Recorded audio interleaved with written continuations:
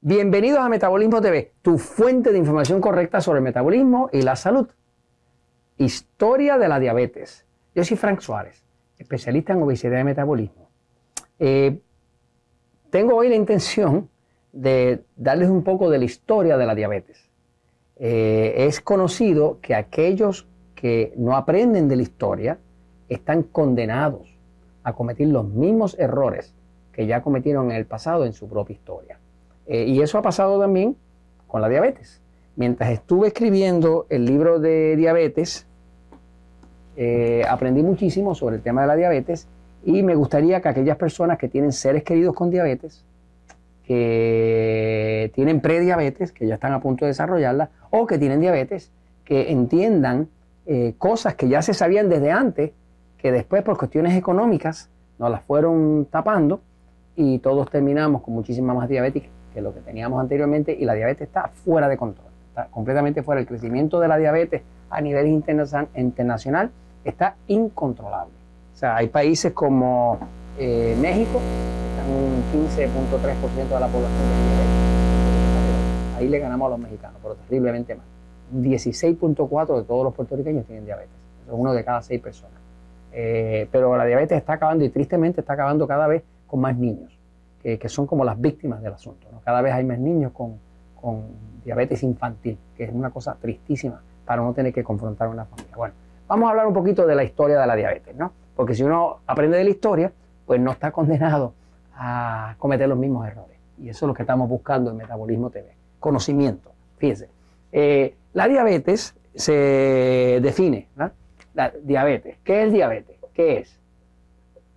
El diabetes se define como un desorden del metabolismo en el cual el cuerpo ha perdido su habilidad para procesar y utilizar los carbohidratos refinados, los almidones, hablando de papa, harina, ese tipo de cosas, y las azúcares de forma adecuada. O sea, cuando el cuerpo pierde su habilidad de procesar los carbohidratos refinados, los almidones y las azúcares, eso se llama diabetes. Eso es lo que es la diabetes.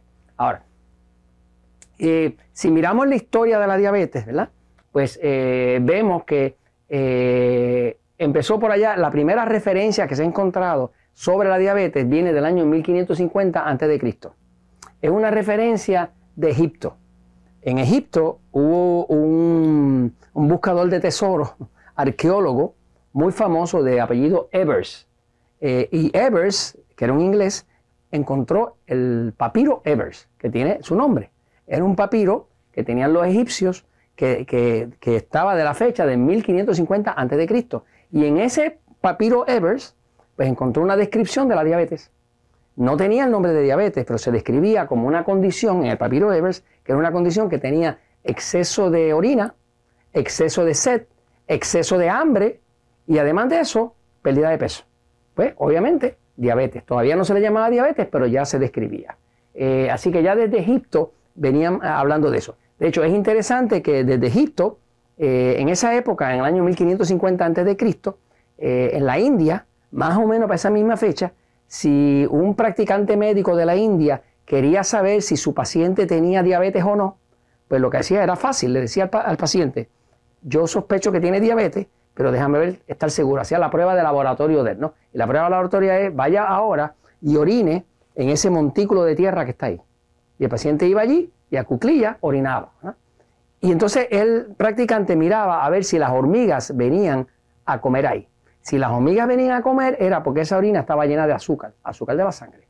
Y esa era la prueba fehaciente de que ese era un paciente diabético. En Grecia, para esa misma época más o menos, los practicantes le decían: orine aquí en una taza, en una copa de vino generalmente, y la persona orinaba ahí. Y el practicante, muy valerosamente, metía el dedo: usted es diabético, porque la orina sabe dulce. Así que básicamente esos eran los primeros laboratorios rudimentarios para la época de 1550 a.C. Ya en Grecia, para el año 129 después de Cristo, pues había un practicante médico muy famoso que se llamaba Galeno de Pérgamo. De hecho, muchos médicos todavía le dicen el Galeno en honor a Galeno de Pérgamo, Pérgamo era una parte de Grecia. Y este médico escribió una carta magna de la medicina. Y era un practicante que fue estudiante de Hipócrates, que es de los primeros, ¿no? Y básicamente Galeno de Pérgamo describía la diabetes como una condición donde la persona tenía mucha pérdida de orina, mucha pérdida de peso y pérdida de energía. Y así lo describía. Pero ya describía la diabetes en el año 129 después de Cristo. En Persia, en el año 1020, había otro practicante médico muy famoso por su época que se llamaba Avicena. Y Avicena fue el primero que trajo la sexualidad, para mencionar la sexualidad de un diabético. Se sabe hoy en día que más de la mitad de todos los hombres diabéticos están impotentes.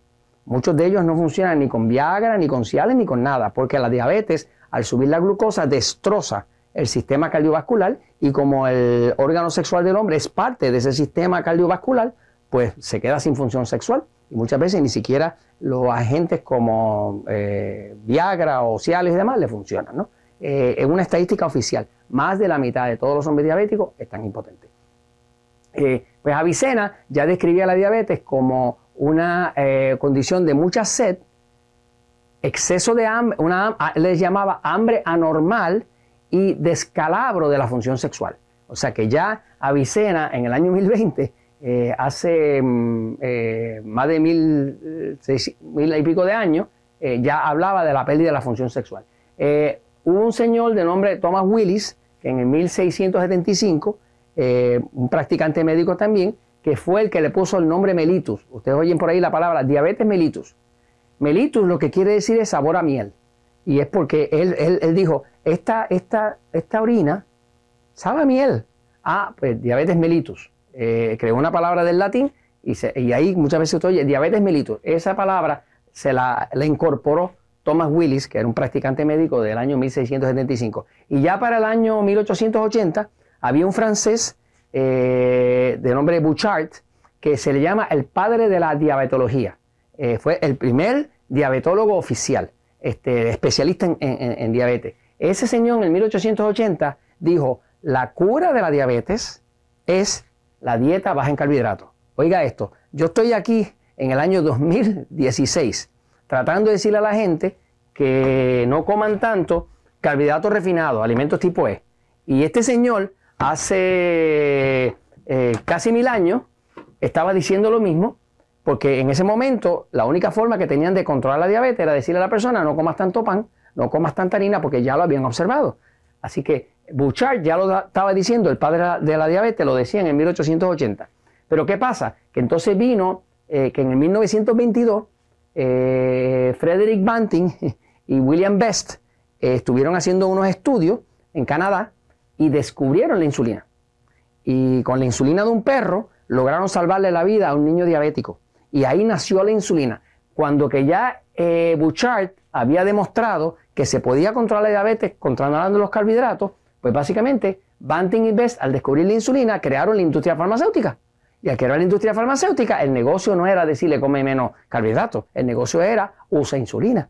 Por lo tanto, se olvidó la lección de Bouchard y empezaron a usar insulina, y ahora todo el mundo tiene la glucosa alta, métele más insulina. La tiene más alta, pues más insulina. Y ahí nació toda esta industria farmacéutica maravillosa que tenemos hoy en día, que vive de que la gente esté amputada, pérdida de la vista, impotente y ese tipo de cosas, porque ahí ellos venden sus pociones mágicas, ¿no? Y entonces, esto se los comento, pues, porque la verdad siempre triunfa.